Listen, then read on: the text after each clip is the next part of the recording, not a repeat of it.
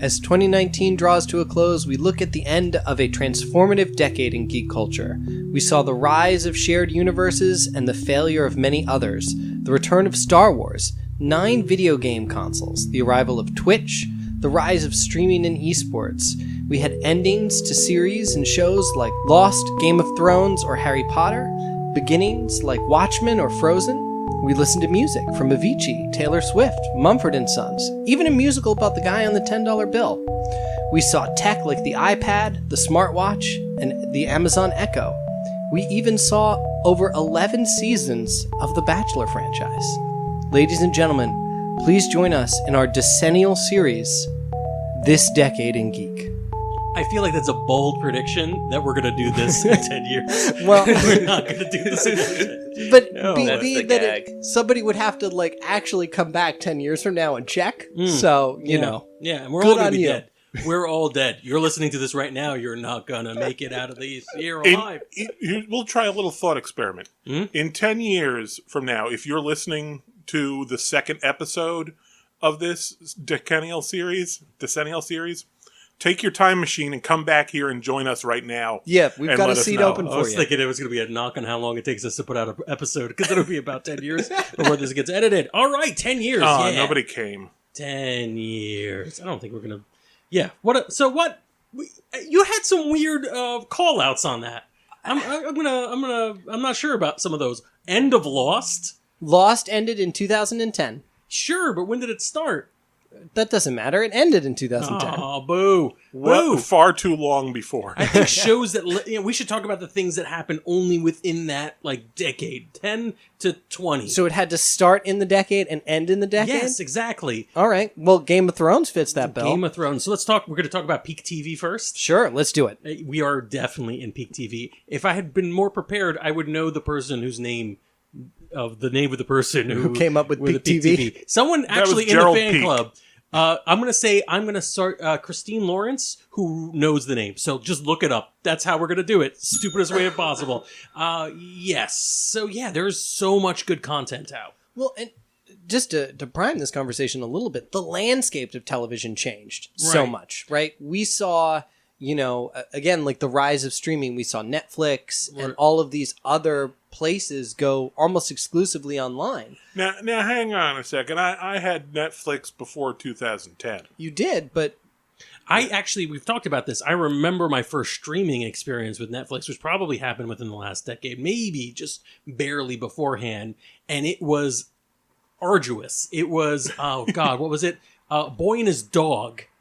It was available as a stream, buffered. Imagine that movie also buffered. It was horrible. But now, of course, this is the new norm. Well, it's so effortless, and then because there's so many places you can go to get your television, it just has to be better. Yeah. I'll throw out Peak TV, Mr. Robot, which is just finishing up in a week, and on the streaming service USA Network. on a normal television network. Yeah. But a television network that at the beginning of this decade used to be known for dumb buddy shows. Their slogan was characters welcome, and they were the lawyer duo, the crime duo, this duo. Are you talking down about Psych? I think he is. And I loved Psych and Burn Notice, but that sort of show worked at the beginning of this decade and didn't at the end of it, because there were so many of those on television. You needed to differentiate yourself. I'm going to follow up on that and just say, with this decade in television, I think we saw the rise of what's called prestige television. Yeah. All of these, long-term stories, deep characterizations. Right. So cutting back to Lost is that Lost was sort of the beginning of that in a way, but also did not carry through, right?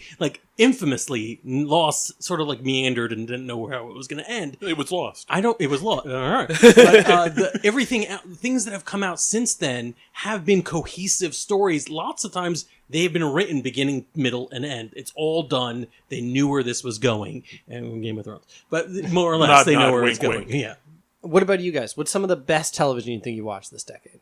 I think something that has come and gone this decade was Marvel Netflix series. Oh, God, We had Daredevil come in. What year was that?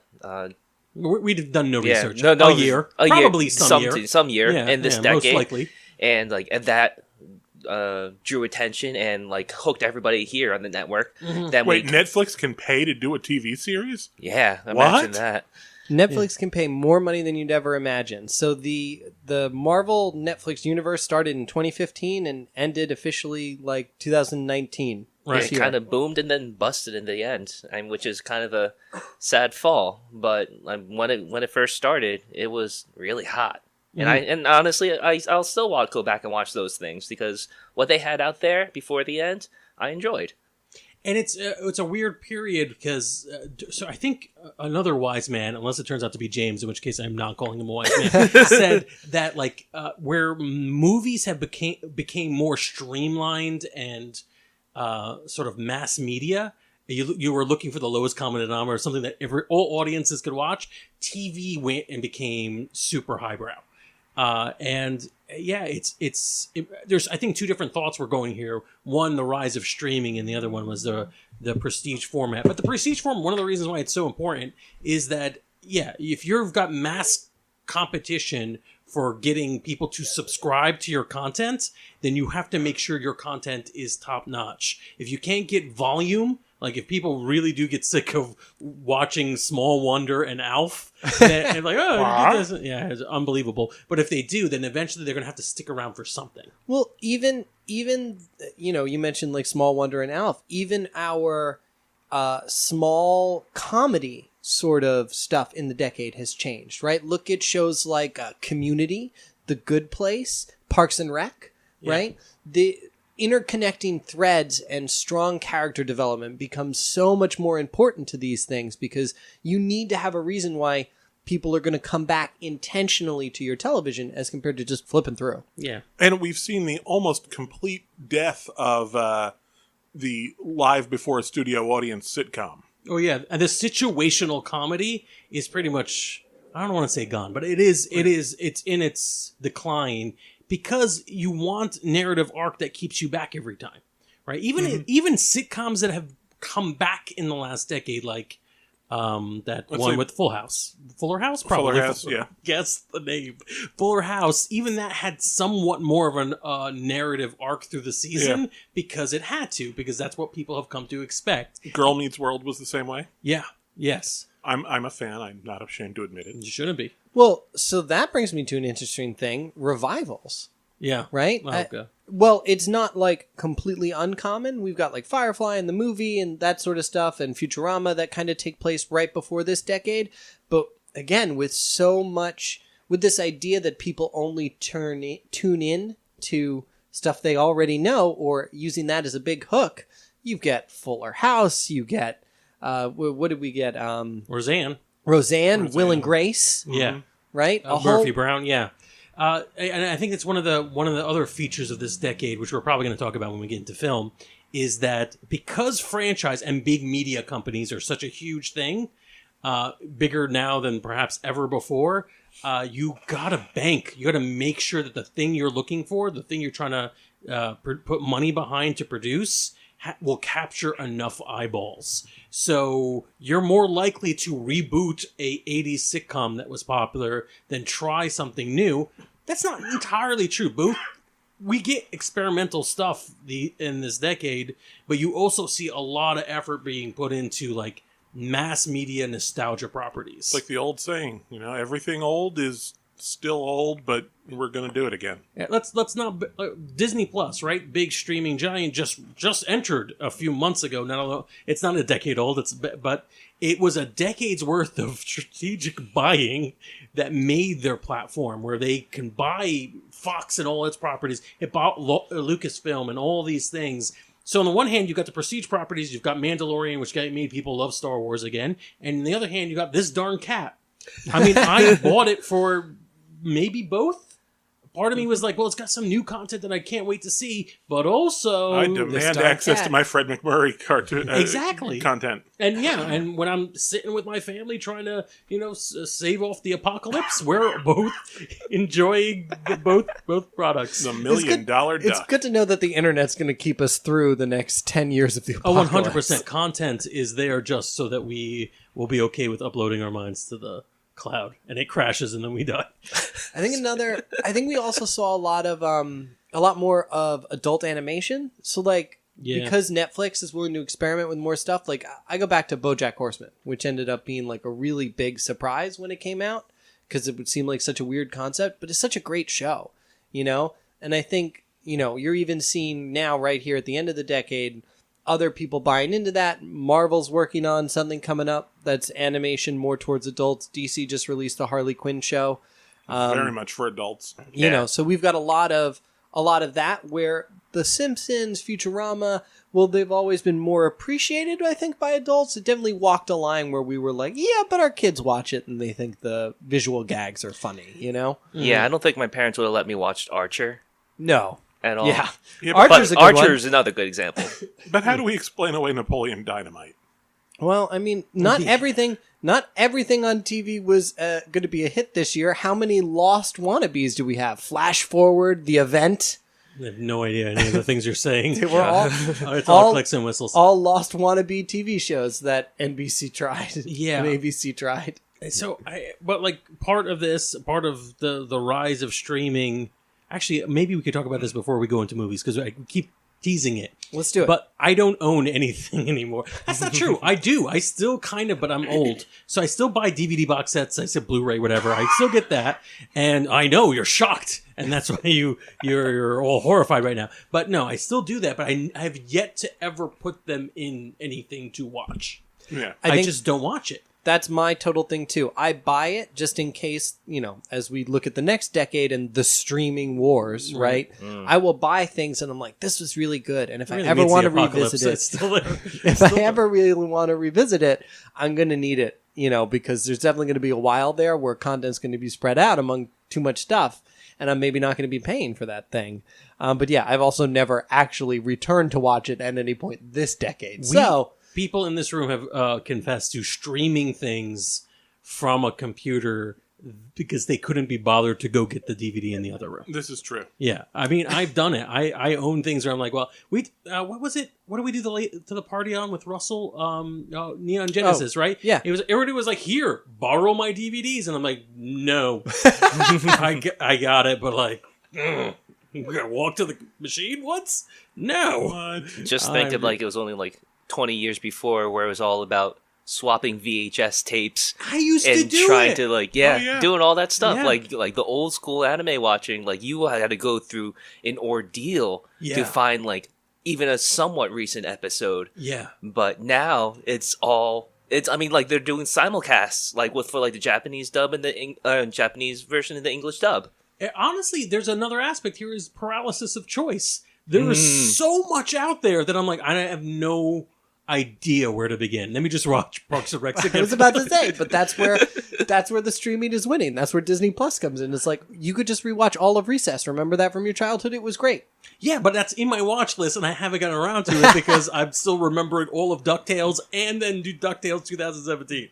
Well, Recess. That was the show that was on when I was in college. Well, before we jump out of television, I want to focus really quickly on children's television. So we saw, I think there was like a big shift in children's television this decade because you have to pay for Sesame Street. No.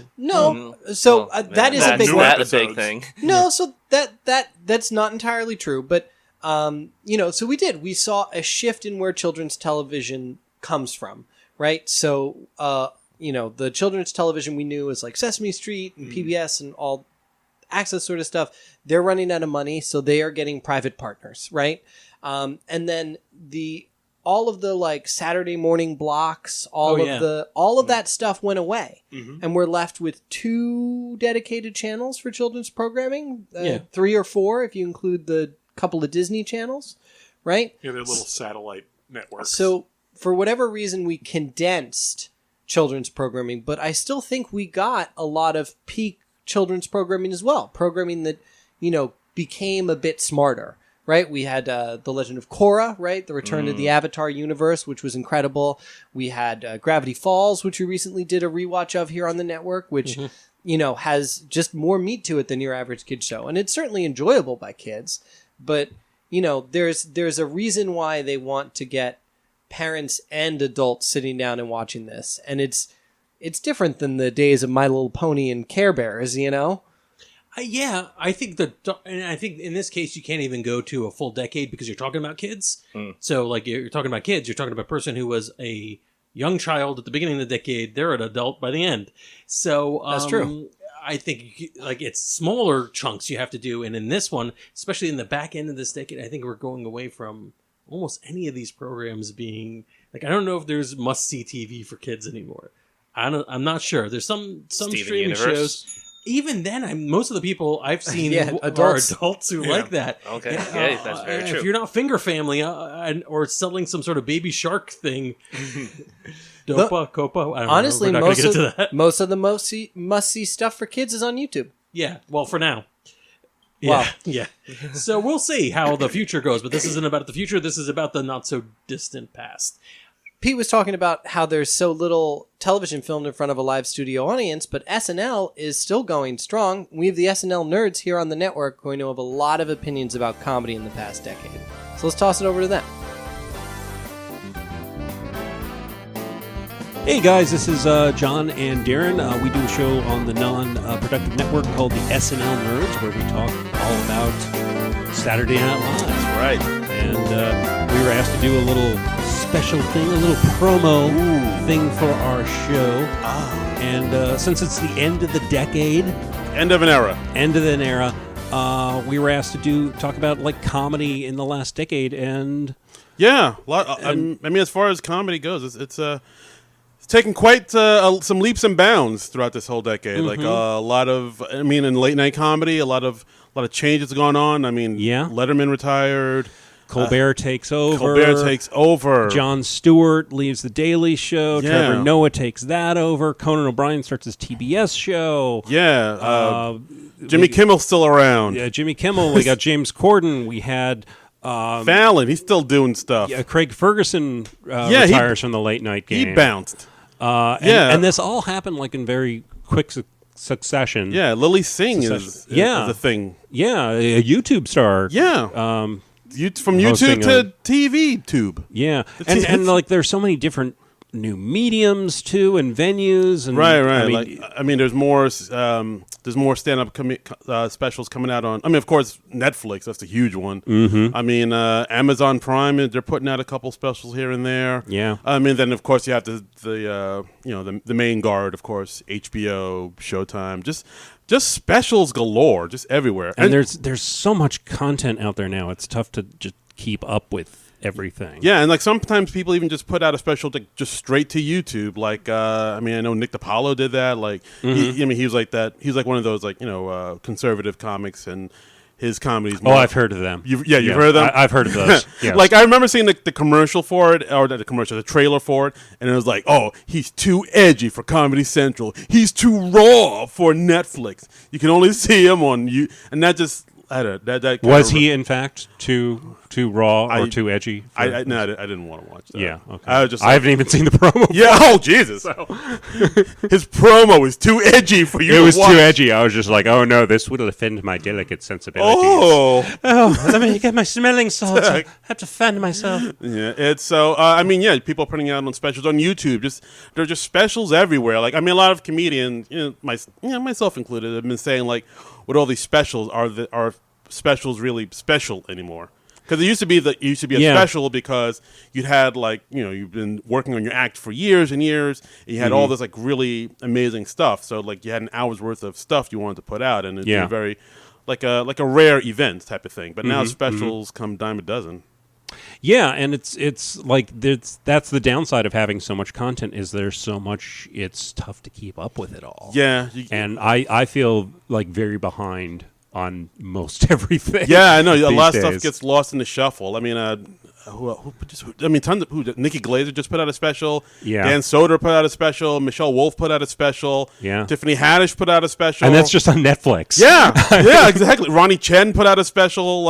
They're literally like a dozen specials a month. Yeah, my Netflix queue, I've got just dozens of comedy specials that I either haven't gotten to watch yet or I've started and have not been able to finish them. Not because of any reflection of the quality of them, but it's just like I'm watching late Netflix late at night and I will fall asleep. Yeah, it's a lot. So- It's a lot. I mean, have you seen a special like this decade that like really stands out in your mind? Is there anything like that? Boy, it's tough for me to come up with like a list off the top of my head. I mean, I think the first one that occurs to me was Patton Oswalt's special Annihilation. Yes. I thought that was pretty exceptional. We talked a lot about the unexpected death of his wife, Michelle McNamara, and how he dealt with that and how he came back from that and all that stuff. And he just converting all this horrible stuff that had happened to him Right. into comedy. I thought that was pretty exceptional. But Patton has always been one of my comedy idols. So Right. I was primed to be impressed with that. Yeah, it's true. That's a great one. I mean, I've seen a number of specials. I mean, I saw Chappelle specials. The last one he came out with, the Sticks and Stones, I wasn't too wild about. But like the other ones, I thought were pretty amazing. Like Bird Revelations and the Equanimity one, I thought were pretty spot on. Bill Burr's last special, Paper Tiger, I thought was pretty good. I haven't seen that. I need to. It's good. watch that. I thought the start of it was a little touch and go, but the end was pretty strong, and the middle part he makes some really great points. And another comedian who I'm really getting into these days is Roy Wood Jr. I thought his two specials are really, really strong. The first one was a father figure, I believe, and then last one was Nobody Loves You. I think. Okay. Yeah, no one loves you. And Those haven't been on my radar. I should check those out. they're both on Comedy Central, but like check them out. Like I recommend those two highly. I really love those two specials. I think like Roy Wood Jr. is like my new guy. Like I really want to.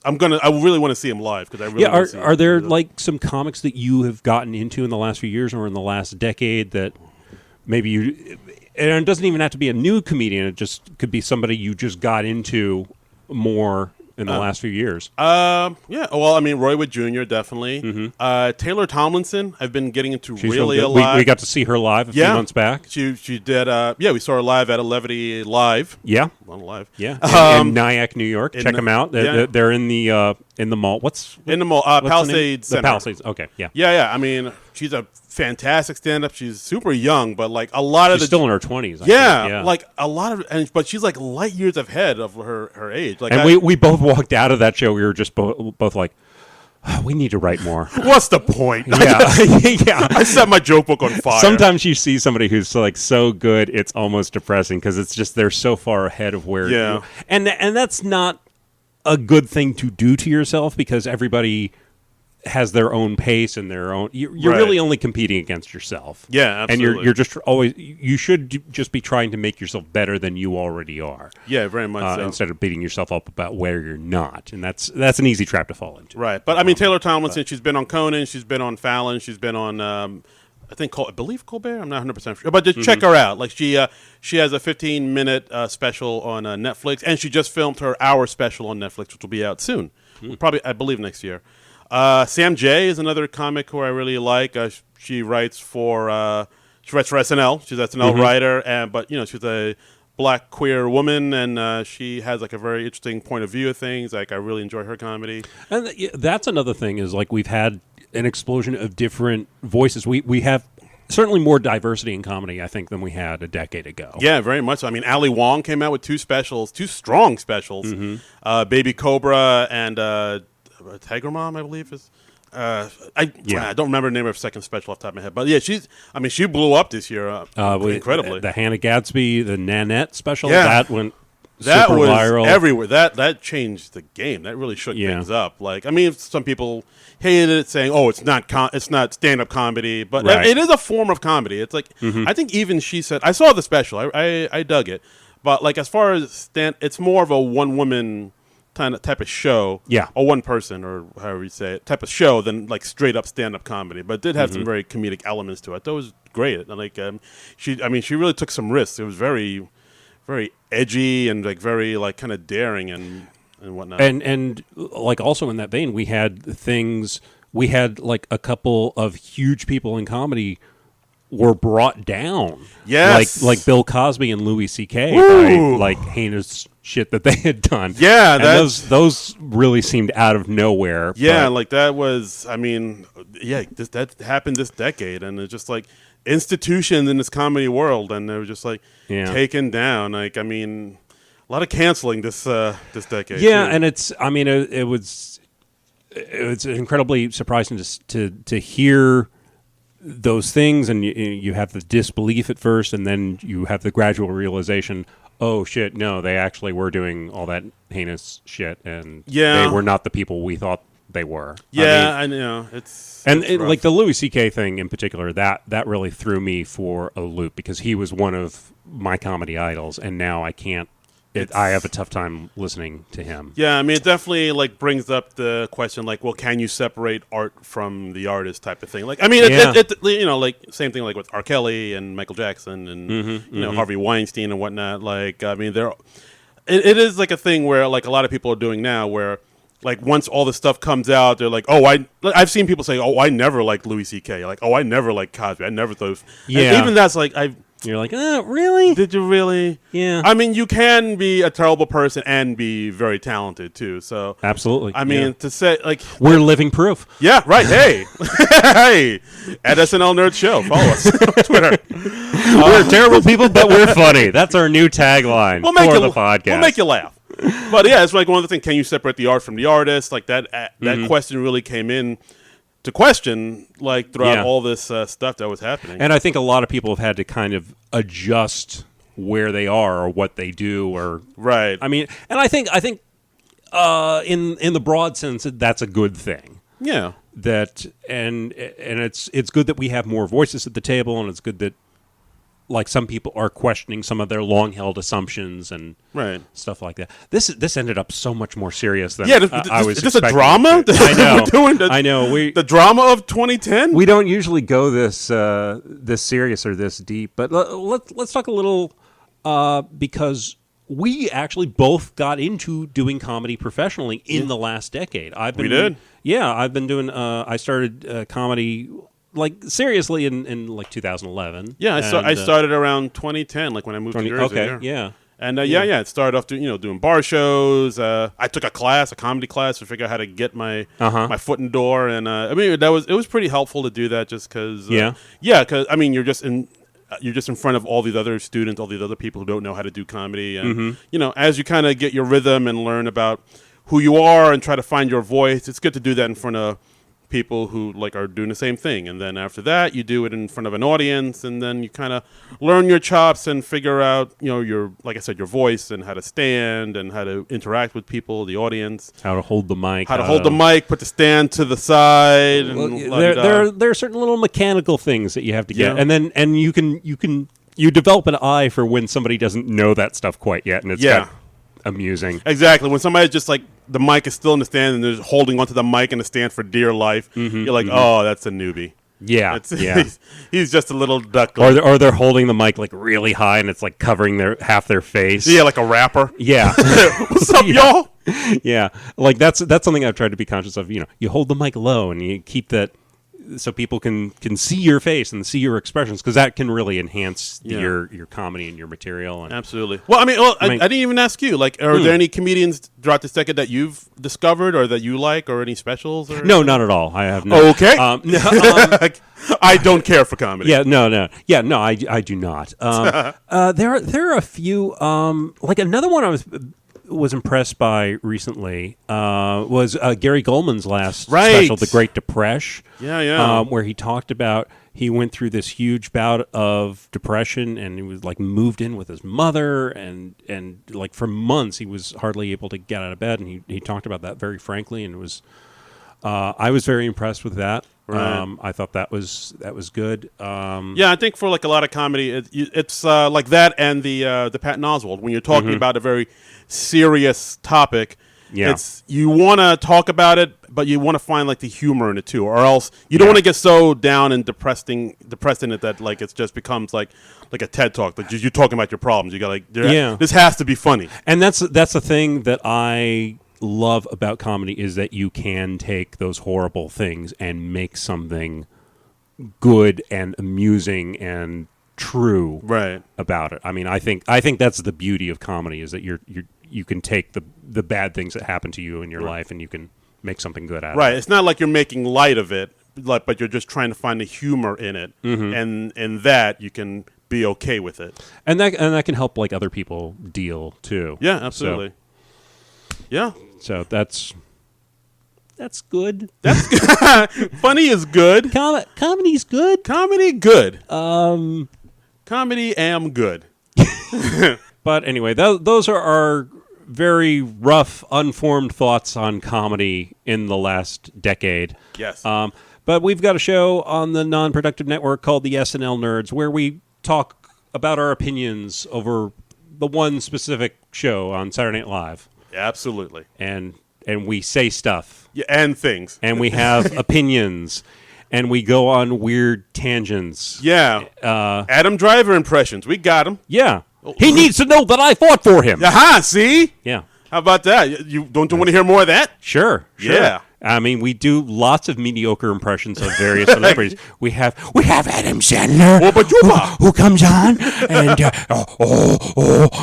and that sounded like sexual a little bit. Yeah, that was Adam Sandler in mid-orgasm. Yeah. So if you enjoy that sort of thing, check out the SNL Nerds show. Yeah, if you want to hear Adam Sandler climax, come listen to our podcast. Yeah, that's where we're leaving it. Adam Sandler climaxing. Deal with that. Woo.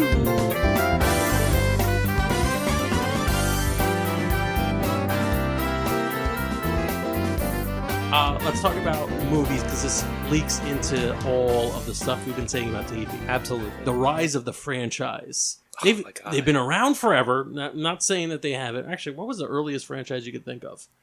There was Casablanca 2, The Revenge of Doe. Casablanca 3, Breaking 4. Very weird. I mean, well, you could think about the Flash Gordon serials, maybe. Yeah. I mean, the Superman movies, the old Superman 78 Superman is pretty good. The monster movies, right? King Kong, things like that. They would have repeat characters and things. Yeah. Godzilla. They're Yeah, very that was big. They were limited. They existed, but they didn't reach their peak. I think, for all we know, I don't think they've ever been as powerful. Certainly not as billion-dollar industries. Absolutely. And you very rarely had the franchise that shares a universe with another franchise. Right. I mean, let's just go right into it. The two big ones are Marvel and Star Wars. Marvel starts with Iron Man And in DC. 2000. I want to talk about all three because I think All right, and DC. we need to talk about the Marvel- failures as well. Marvel Arguable. starts in 2008 with Iron Man and Hulk. Disney buys Marvel, all of Marvel in 2009. The first Disney published Marvel movie after all their deals with Paramount and all that stuff comes together is finalized in 2012 with The Avengers. Right. Which is, I mean, I don't know about you guys, but something that I never believed I would ever see. Yeah, we talked about this at length. I don't want to go too fanboy over this stuff, but we've talked about this at length in other podcasts. But the thing that's strange about this for the decade is I think, like Pete said, the shared universe aspect, because genre films, superhero films, had become like the new Western maybe half a decade beforehand or more. Right? They were anyone could produce one, and they would make a lot of money, and you could try to put a TV show called Heroes out, and people might watch it for a little while. But like, it wasn't until Marvel really dug their claws in, where it kind of felt like you had to see all the Marvels to collect them all, to make a story that was cohesive. That culminated at just last year with Endgame, literally a decade of filmmaking. It's very odd to be in a world where that happened, and it's hard to picture what the post-franchise world will be. I'm not sure that we're going to see a post-franchise world per se. This may be a concept that sticks around, because the thing that amazed me most about the whole shared universe concept is I always knew that would work for the nerds. Yeah. Like we were always going to buy into that. Yeah, we always did. What amazed me is that the normies followed along. Yeah. And now we're at the point where just a couple of days ago, here at the end of the decade, Netflix has announced that most of their Christmas movies that they've been producing for the last few years are in a shared universe. Yeah. But I think, as far as shared universes go, Frank says you got to talk about the failures. I mean, everybody tried to launch a shared universe, right? yeah. The Universal's Monsters failed after one film, right? Right. We're still technically waiting on the Arguably Godzilla. 2 films, maybe. It depends on how you excuse what they say. We're arguably still waiting on a Godzilla King Kong thing that they say is in a shared universe, but Kong came why? out almost 5 years ago now. Yeah. Yeah. Or Kong Skull Island came out almost This 5 years ago. definitely now. feels like pre-2010 shared universe. Where it's I mean- like, yeah, it is. Shut up. And then The King of the Monsters did pretty well root Kong into that same universe. but But- then the big failure is DC. Yeah, which I get. DC fans, you're going to argue with it, and I think you're right to argue with it because I wouldn't call it a failure, but it does feel like it's not fully baked. It feels like it was an afterthought because I think mostly it was, and I almost understand why it was because when DC was first doing this with Man of Steel. When did Man of Steel come out? Why do we keep asking for dates? We didn't do any of the research. Man of Steel. Close enough to the time Iron Man came out where it wasn't necessarily of the thought of, hey, these should all get linked no matter what. Easter eggs were still good at this time. Man of Steel comes out in 2013, directed by Zack Snyder. Holy crap, that late? I Yeah. thought it was 2004. No. So Screw you, Avengers- DC, Superman come on. Returns. So Avengers hits theaters in 2012. Then Man of Steel airs, and Okay, that's everyone's like, "Well, Avengers made $1 billion. Wouldn't That is- Justice League make $1 billion?" If I had thought about that, you're right. That is much more close to what actually happened. I think the big problem there was when Man of Steel went into production, DC was still banking on the kind of experimental standalone superhero movies. And they worked. Like the Batman. Yeah, Batman the Begins. Nolan-verse Batman. But I'm going to say, literally right after that, Marvel changed their formula with things like the Winter Soldier and stuff like that. They started combining their heroes, and they started making films that were a little different. Now, all of a sudden, the standalone superhero genre had transformed into other things. You're right. Yeah, I was gonna say for me personally, the reason why, part of the big reason why I can't get into the DC universe is just have everything was kind of fractured and separate. You mentioned the Nolan films, and you figured, okay, yeah, those are huge. Wouldn't it make sense for them to include us in this universe? But no, they want obviously they wanted a new Batman with Affleck, but now even now. Things are kind of messed up with the whole entire sequel to Suicide Squad. It's apparently going to be completely different than the first one. Yeah. But with some returning actors, but it's a completely new story, but it's still the DC universe.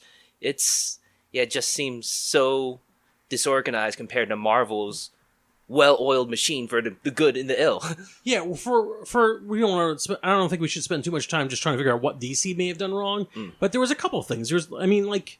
Part of it was not knowing they were going to do this to go into it because they were thinking different films were being made, and ultimately never gathering enough of the goodwill to build out on that. But the idea of there never being an after for the franchise cinema, I don't know about that. Because we've seen Burnout as well in the last 10 years. So the other huge franchise there that was a franchise going in was Star Wars. Yeah, and I don't think we're going to dive into whatever the hell happened to Star Wars and stuff. We're on the eve, we're not going to talk about it because no one's seen it yet, but we're on the eve of Rise of Skywalker coming out, hopefully wrapping this whole thing up so we can start over. But there's a certain level of, you're not doing this perfectly, and this, because the franchise is so important to me, because of so much nostalgia tied into it, that if you don't do it perfectly, I'd rather you not do it at all. And depending on how powerful that becomes, that might haunt Marvel next. Yeah, for a while, it did seem like that there was a lot of Star Wars fatigue, especially after The Last Jedi was so divisive. And it was like, okay, things are going to slow down. Even Marvel and Lucasfilm says, yes, we're going to slow down after Solo didn't do well as expected. And it's like, okay, then maybe they're going to ease up. Maybe Star Wars is going to take a break. But now you have The Mandalorian out and all on Disney Plus.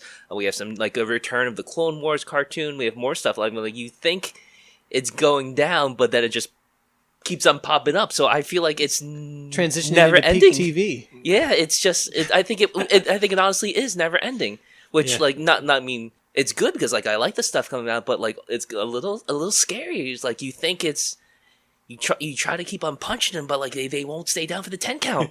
Yeah, I don't think people who are making this content know what's going to happen either. Yeah. Just a brief aside, Marvel had 2 different franchise universes. They had their X-Men thing. We forgot about that entirely. That was a legit thing.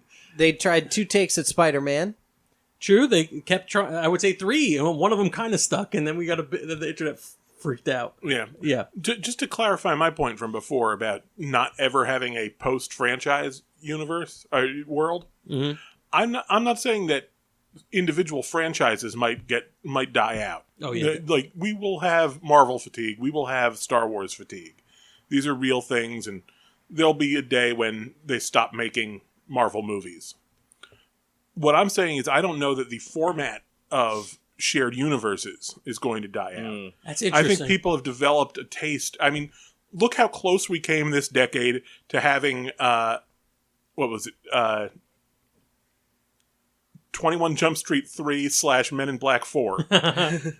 Yeah, I think there's a still flavor on board there. for that. Yeah. I think throw that out there. I think the shared universe is the reality TV of the 2010s. And I also think that the amount of flack that franchises and shared universes and reboots get doesn't outweigh the amount of money those things make. So, like, people are going to be up in arms probably in some regard about Ghostbusters X, whatever that's going to be.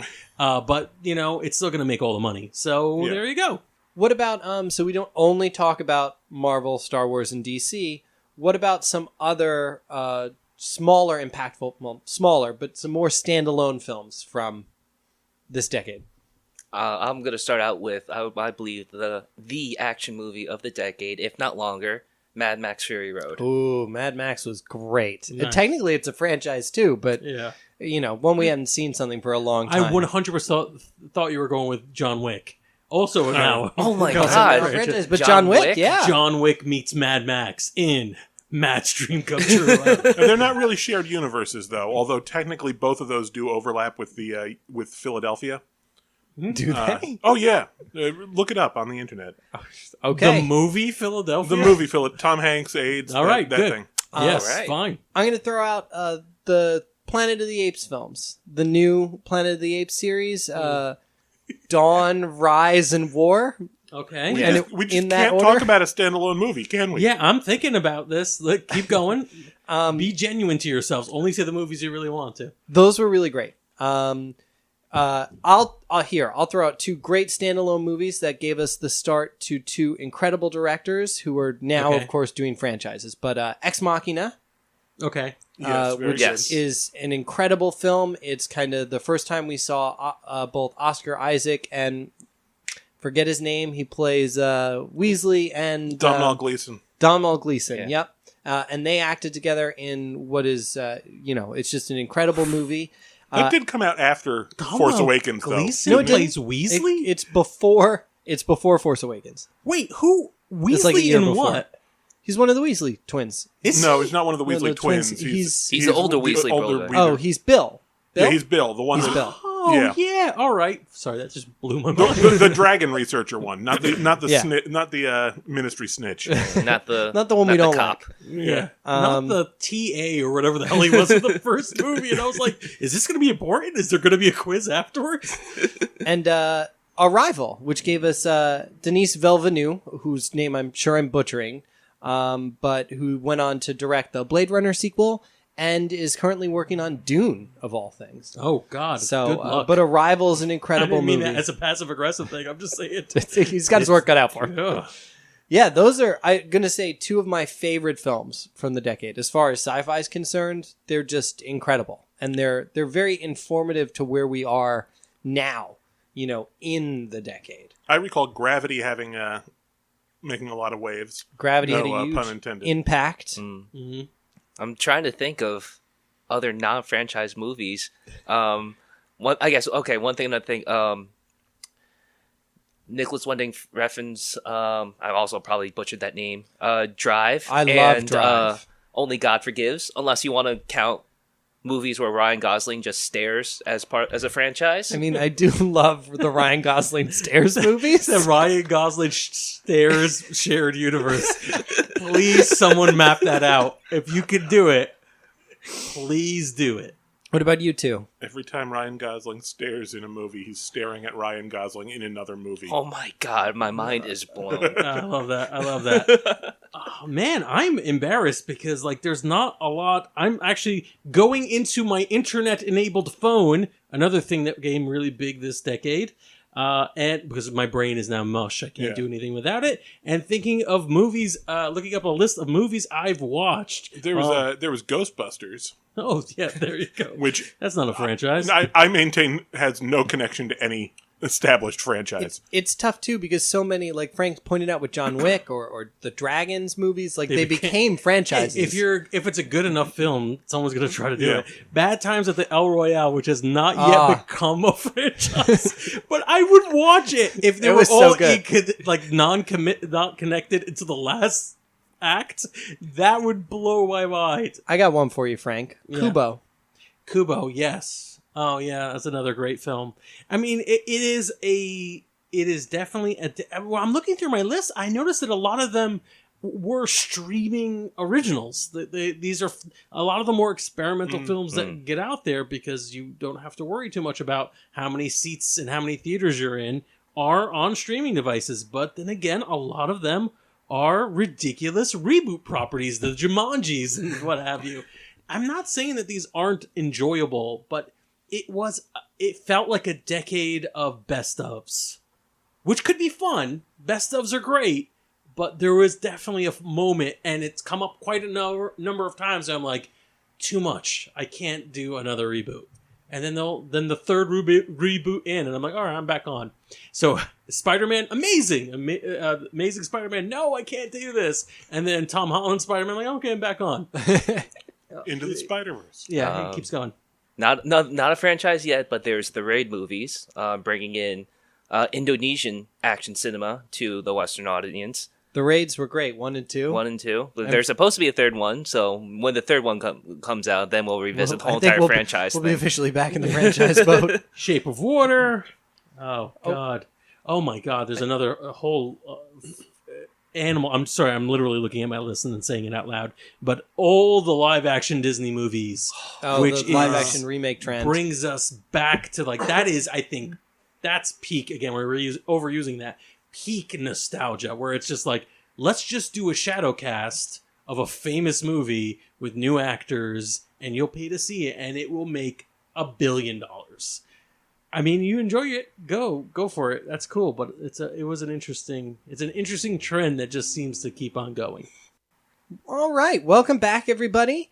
I think now the next big thing to talk about, at least that's on our radar, is video games. Video games. That's how I say it. The 2010 saw a lot of changes to the video game industry and video game culture, for good and the bad. Oh, God. You just said video game culture, and a chill went up my spine. I honestly, the little bile just came up as those words came out of my mouth. Don't hit stop on the podcast. We're not going to be judgmental, probably. They added an extra pixel to the paddle on Pong, didn't they? Oh, yeah. There we go. I remember that threw the whole damn thing off. But we've seen lots of rise of different things. I mean, the one that was Minecraft, that was the 2010s. That started a huge thing with building simulators and survival simulators, which then would lead to battle royales in terms of Fortnite and PlayerUnknown Battlegrounds and every other shooter. Or even now we have Tetris Battle Royale. Yeah, everything is a battle royale now. Yes, that's everything the latest is fight it out, which makes perfect sense. When you get to the point where your AI is not gonna be good enough competition for your players, make the players fight each other. Well, exactly. That is genius. There was also another thing in terms of storytelling and actual gameplay. Dark Souls. The du jour term now is the Dark Souls of X. If you make it like a platformer, it's the Dark Souls of platformers. If you make an RPG, it's the Dark Souls of RPGs. Everybody compares games to Dark Souls, even if it has nothing to do with Dark Souls. It's like the old Seinfeld meets X in television. Yeah.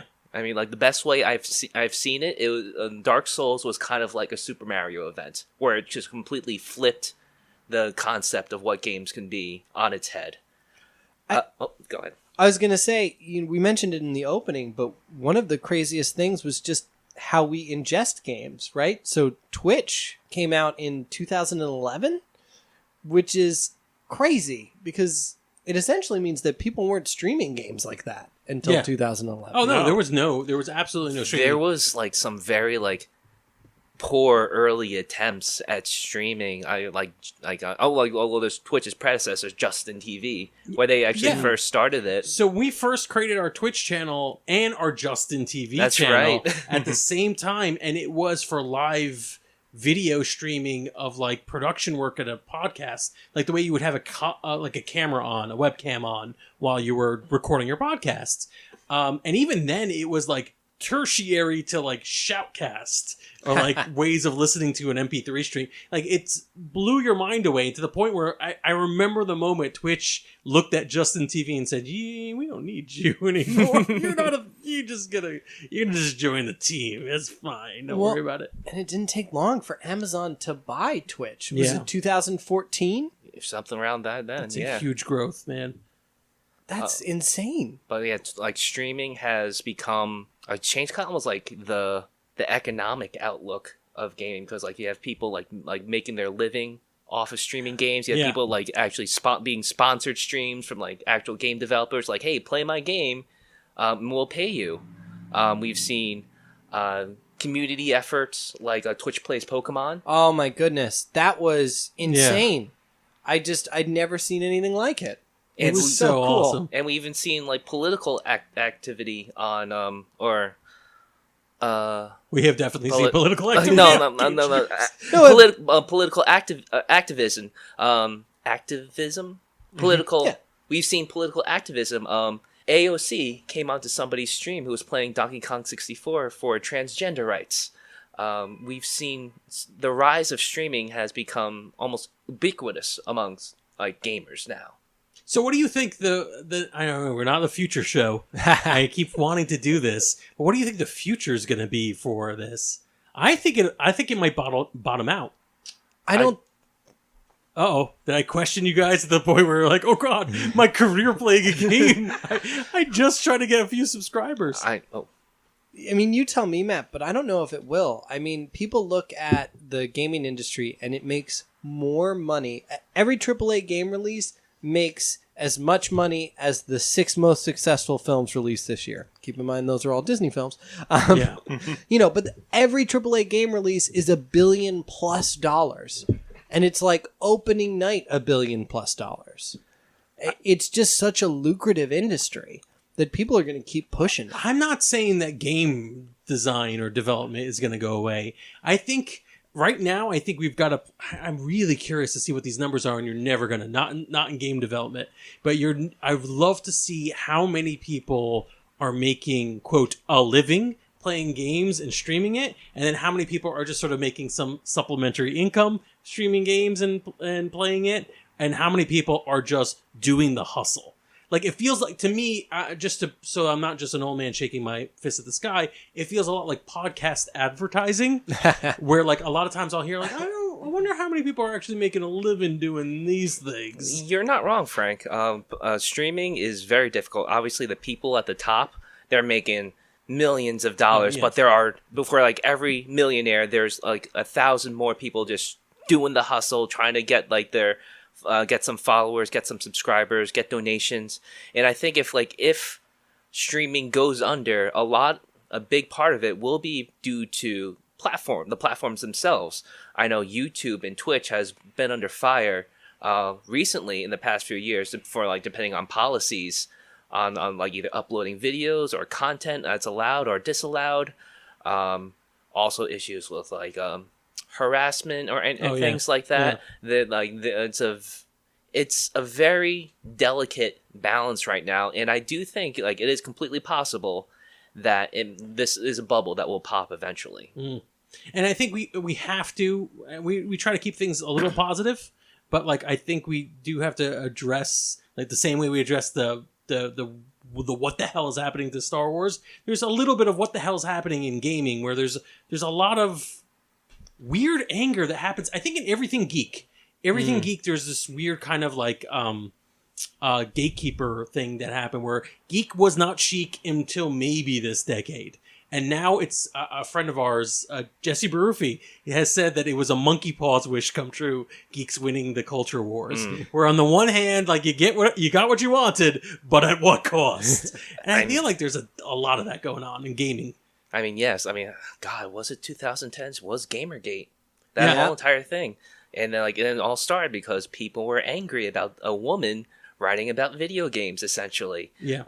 And I think we'll set our flag down our opinion that whole entire claim was complete BS, and it was it was just a harassment campaign against women, but it has expanded against other minorities and also people of different queer communities. Yeah. It is kind of a monkey paw. We've seen almost like a wildfire of. It might not. I'd like to be positive and think it's not the majority of the community, but it's something that's spreading. It's vocal and it's spreading, and it's pretty scary. Yeah, it's really hard to determine how much of the jerks out there, how big a population they are. It's partially because, and we're going to talk about this a little later, it's the internet. Because that's probably the biggest thing that's happened in the last 10 years. That makes it very difficult to see how much of it is white noise and how much of it is blown out of proportion because it's weird. I have a young nephew who wants to be a professional gamer and has never heard of Gamergate.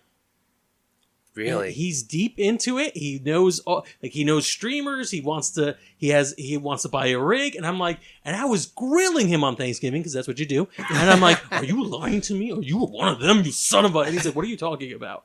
And then I aged 20 years, and then he recorded it and put it on TikTok, and I'm pretty sure Russians stole my identity.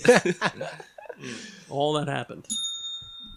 To kind of change the conversation back to a little bit more uplifting, do we have any particular games we played this decade that really stood out? I know for me, it's definitely going to be probably Breath of the Wild, Horizon Zero Dawn, and The Last of Us are super formative. I mean, for me, I've played a lot of games this decade, and a lot of them I love. But I think I think I want to take this time to talk about one game in particular because I honestly think it's one of the most fascinating stories in the history of gaming. But especially this decade, and that's Final Fantasy XIV.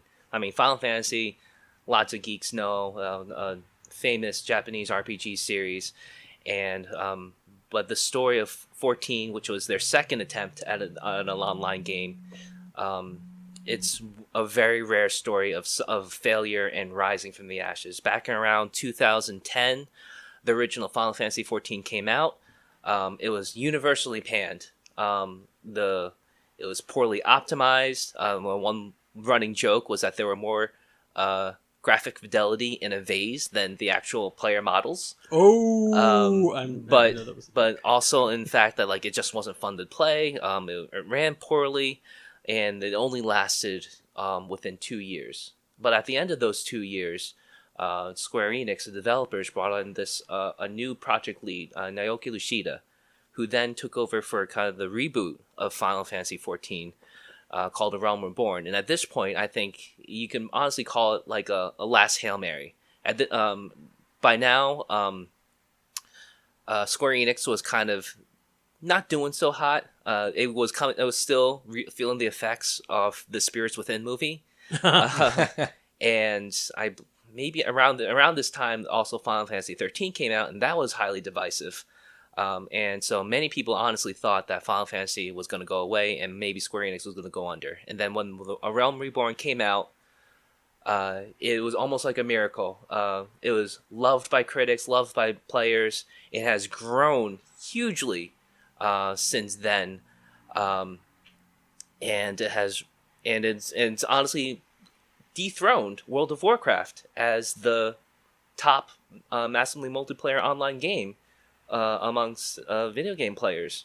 And it's honestly a heartwarming and amazing, almost a miraculous story of rising from the ashes like a phoenix. And right now, you've seen so many superstars coming out of their team. You had Yoshida, who being the project lead. You had the composer of the game, Masayoshi Soken, who is now being compared to Nobuo Uematsu and Yoko Shimura. And now with the latest release of Shadowbringers, the latest entry in Final Fantasy XIV, we've seen the rise of Natsuko Ishikawa, who was in charge of the entire plot of the game and is generally seen to be one of the best Final Fantasy plots and stories of all time, and got a 3-minute standing ovation at PAX East this year.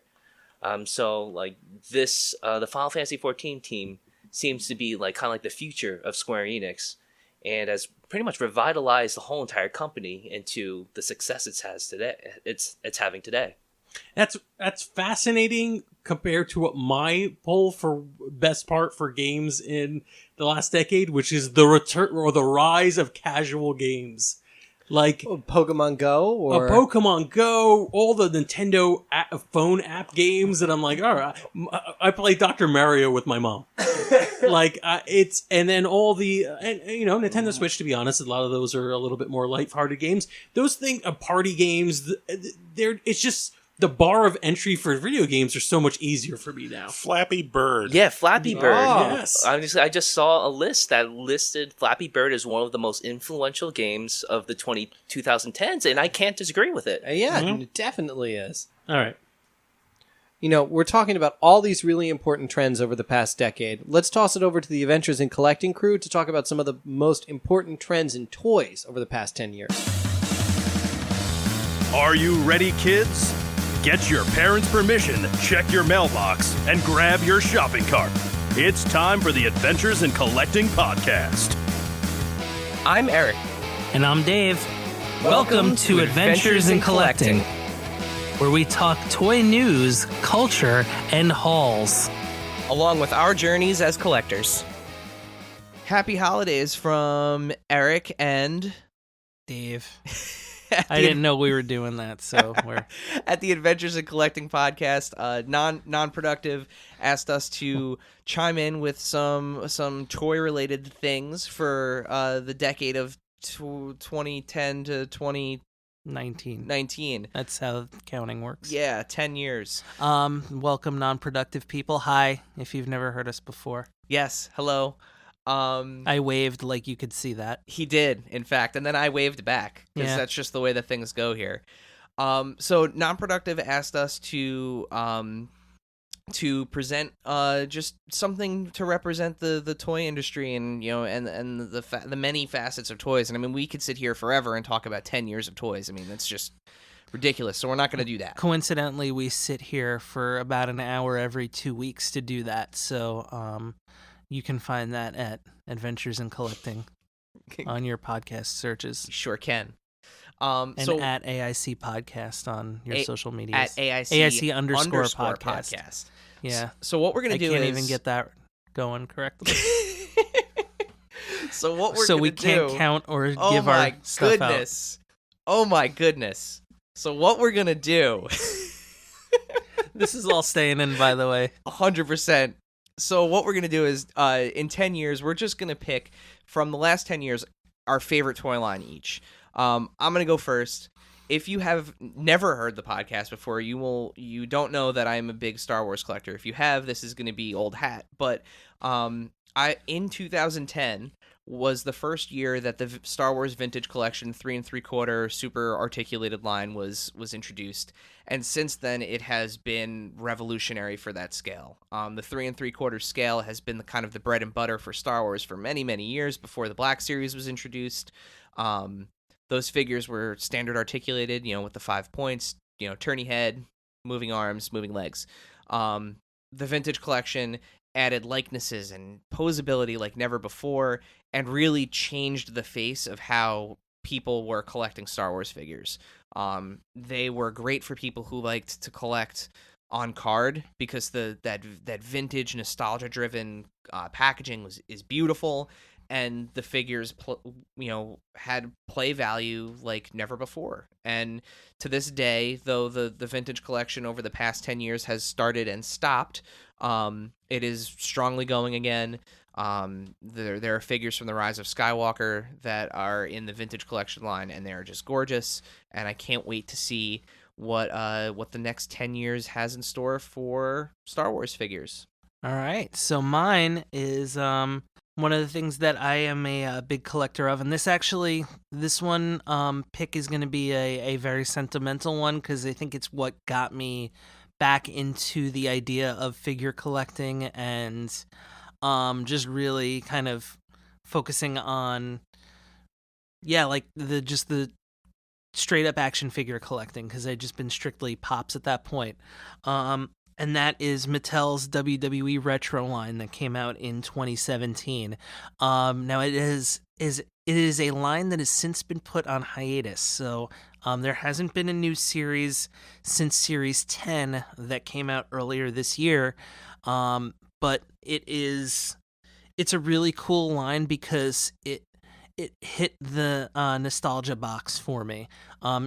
It was kind of designed after the Hasbro figures from the early to mid 90s, the WWE figures, they were the smaller figures with the kind of motions or the action features that they did. Like there were the jumper figures, there were the body slam figures, there were the clothesline figures. One of the new motions that Mattel added was a kicking motion. There had never been any kind of leg-specific motions before. There were punching motions back in the day, bear hugs, etc. But one of the cool things that Mattel did was they kind of did it in a pick-up where everything left off kind of mode. So they did current modern wrestlers. They did like your Attitude Era wrestlers, which the original line was done before that. They did WCW wrestlers, which of course WCW had their own line back in the day. They did wrestlers that were supposed to be in previous series that never got made by Hasbro. So there was some really cool stuff. They did even some older wrestlers that predated the original Hasbro line. So there were some really cool things that were in there. Really the only kind of big repeat there was Randy Savage and Ric Flair. Those were the only two repeats of the original Hasbro line.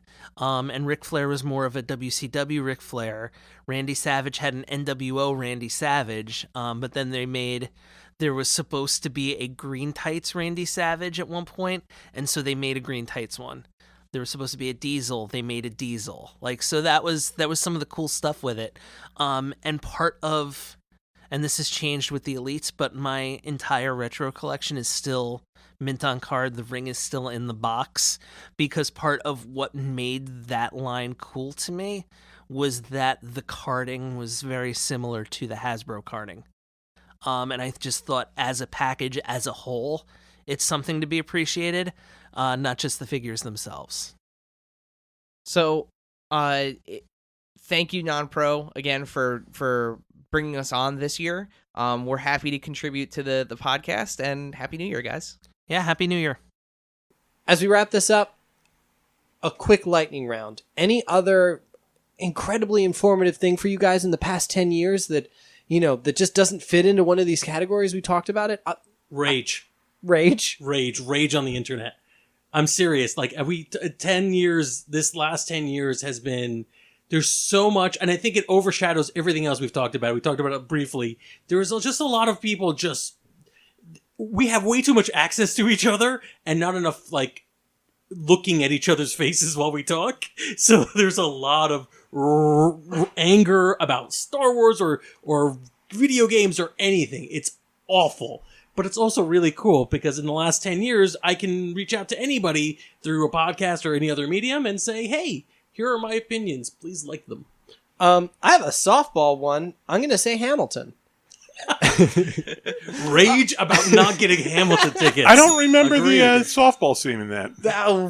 No, but I mean, Pete, obviously you and I are, more show people, more musical people. Yeah. We live here in New York, so we have access to Broadway, but I can't think of something, that hit on the level that Hamilton did as far as just widespread interest. It certainly changed the way we think of Broadway and Broadway tickets. It was, for lack of a better term, a box office hit. You don't necessarily have to agree that Hamilton was great to see how it's changed the way we look at musicals. And Oh, the you're way absolutely that right. we look at the potential for plays and these sorts of things to springboard into these international hits. Yeah. Yeah. It's weird that I'm not a big fan of it because it is exactly what I have been begging for out of Broadway. I want more original stories and original musicals, and not just the we're going to take Revival. an art, or not even revivals. I don't mind revivals. I like revivals. What I have a problem is we're going to do a review of an artist's music. We're going to take an artist's song catalog and Turn it into a musical. shoehorn a plot into it. Yeah, take that Art Garfunkel the musical. Less Jagged Little Pill the musical. Why? I'm sorry. Oh, wow, that's real? And Yeah. and I get that. Oh, and I think one of the cool things about Hamilton is it's very inclusive, and it takes a lot of people who weren't originally involved in the American story in that way and gives them the opportunity to be. So you said, as a fan of history, I like that one of the big things from this decade was like, man, this historical figure is cool as compared to history's all terrible. Yes, we've experienced no bad history in the 2010s. I would say that in comics, there's I enjoy the new voices that are coming out. I like the new styles. I like the fact that, like, this is kind of tied into like web comics or whatever, but like everyone who has a good story to tell has the ability to do so. I wish more of them were paid a living wage in doing this, but it is nice to see that I could go out there and get a million different perspectives, and not just the same things over and over again. And speaking of the same things over and over again, it's nice at the very end of the decade to see the reemergence of Gary Larson and the Far Side. Sort of. Yeah. Yeah, in a way. I mean, there's actually finally an official home. Yeah. As of this, the 25th penultimate anniversary of him stopping. No, the third from last Monday of the year of the decade. Wow, that was worth it. Yeah. We now actually have Far Side cartoons legally online. Woohoo! And hey, how can we forget this? Podcasts. Everyone has a podcast. Everyone. Every single person has a podcast. Hooray! Hey, and if you have a podcast, we might want to air it on the Non-Productive Network. But to prove it, subscribe to this podcast, like, follow, and do all the Patreon. This is going to work, right? This is going to get us... Oh, yeah. I definitely don't think it's going to gonna work. Oh, yeah. No? All right, yeah, write us a review, $1,000,000. and then we'll give you your own show. Make sure to Patreon us on Twitch. Write us a review and we'll give you your own show. I am prepared to put my money where my mouth is. Write us a review on iTunes and we will give you your own show. That is legally binding. Offer not valid for alt-right podcasters. Oh, God. You're right. First thing's wrong with America. There's not enough K's in it. Well, Al's not here, so good night, everybody. Happy Yeah. decade. Hooray!